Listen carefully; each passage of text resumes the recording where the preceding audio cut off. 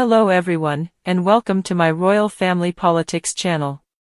I hope everyone is having a wonderful day. Before we begin, please hit the subscribe button and give this video a thumbs up. Prince Andrew, Prince William, and Prince Harry.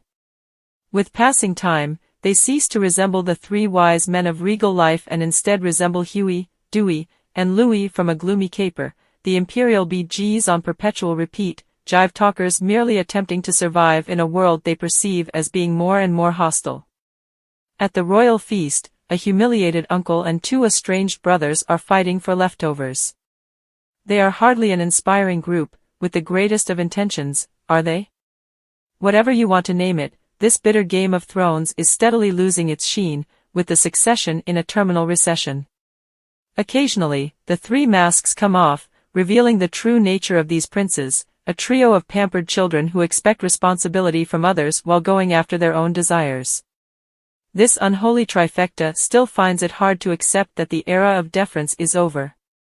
Without a doubt, Prince William is the greatest of all, in part because the weight of royal duty must rest on his shoulders. He has never disguised the fact that he considers this to be a difficult chore in his fairly passive-aggressive manner, but who could blame him for being pensive or viewing his birthright as a velvet bind? This is William's turning point, as his ailing father and recovering wife remain out of the spotlight. But rather than rising to the occasion, he appears disorganized. First, that stupid remark on the Israel-Hamas conflict, and now, abruptly canceling a royal event without warning or explanation? Everything is so strange. If William has a valid explanation for his absence, he ought to let us know or at least provide a reassuring clue so that we may all sympathize. He is entitled to a private life, of course, but this isn't some movie star whining for privacy during a difficult time. As the heir apparent to the British throne, he has a special set of duties to the public. He will soon lead the country and serve as its focal point for pride, solidarity, and national identity. Perhaps he ought to give up acting like a flake for fame and control his obstinate attitude and compulsive need for concealment. It is really concerning if this is a portent of what will happen when he takes the throne. And then there's Prince Andrew, taking every chance to re-enter the pantomime donkey end of royal life, like a festering suppository. It was both uncomfortable and unedifying to see a jubilant Andrew cantering into King Constantine's memorial service at Windsor with the gravitas of a game show host. Andrew doesn't feel ashamed because if he did, he would permanently withdraw from society. Rather of pressing his gruesome, scandal-tainted presence on the royal family, he would tend to his swing, his long-term adrenaline deficit issue, and his studies of perspiration patterns. That would be the right thing to do, but Andrew and decency don't get along. Which takes us to Prince Harry, the clown. According to court filings this week, he made a demand to find out who in the administration was in charge of lowering his level of police protection.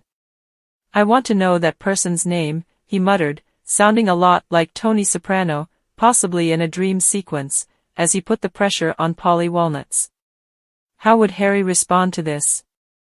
Has the individual in question been taken to the royal apartments in a state of tumult, just to be subjected to torture by means of listening to Meghan's most recent podcast on compassion in action? Look out for Harry the Heavy, about to give the upstart serf, who had refused to provide the protection detail he had required, the famous knuckle sandwich. How completely pitiful this repulsive idiot has become, a man who presents himself as a polished humanitarian in front but would, in private, impede anyone who tries to oppose him or contradict his desires. The sugar-coated tagline on the Sussex's redesigned Archewell website is, "Show up, do good." The phrase, "Shut up, do what I say," would be more suitable and honest. Boys, pay attention. While it has undoubtedly been all of these things and more, it is not too late to discover that bearing the title, Prince, before your name is more than just a pass to a free pass to the Fleshpot Island lair of a known sex abuser, a ticket to a blackout on bulletins when times are bad, or a quick path to fame and millions of lovely Hollywood dollars. There are more duties, not less, when your name is preceded by the title Prince. And if you kept that in mind from time to time, you would be honoring the memory of Queen Elizabeth, your devoted mother and grandmother, and doing a favor for all of us. According to Lauren Sherman's The Line Sheet, Meghan Markle has allegedly recruited celebrity stylist Jamie Mizrahi to update her wardrobe.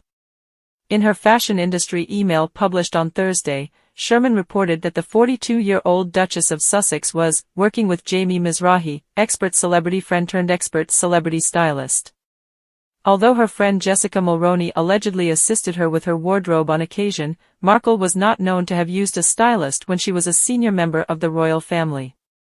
Sherman points out that Montecito's dress code requires more pull-on linen pants than fitted Roland Mouret shift dresses, but she has depended on subtle luxury separates like cashmere sweaters and elegant coats with jeans since leaving the royal life for the sunny coasts of her beloved California. Hiring Mizrahi, who dresses celebrities like Adele, Jennifer Lawrence, Jeremy Allen White, and Riley Keough, might, however, propel the Duchess' California cool looks into genuine Hollywood glitter, since a relaunch of her career is rumored to be in the pipeline. Page Six Style reached out to Mizrahi for comment, but she did not respond right away. However, a close friend of Markle disputes the allegation. Married to hedge fund genius Nico Mizrahi, Mizrahi was once the creative head of Juicy Couture, and over the past few years, she has created a lucrative styling business working with celebrities. In 2019, she co-founded The Kit, an underwear line, alongside fellow celebrity stylist Simone Harouche. Markle inked a new podcast deal with Lemonade Media last month, indicating that she has a lot of new projects, and fashionable looks, in the pipeline. Markle signed with Hollywood agency WME this spring. Regarding the Duchess' Hollywood comeback, keep an eye out, but Sherman says the styling partnership with Mizrahi may mark a turning point for both parties when it comes to their respective myth-making. The pleased as punch, Prince Andrew's presence at this week's Windsor morning ceremony brought to light the current problems facing the royal family, and emphasized how precarious the prince's situation has grown. Richard Eden expressed this opinion in the most recent issue of his Palace Confidential newsletter. The pleased as punch, Prince Andrew's presence at this week's Windsor morning ceremony brought to light the current problems facing the royal family, and emphasized how precarious the prince's situation has grown. Richard Eden expressed this opinion in the most recent issue of his Palace Confidential newsletter.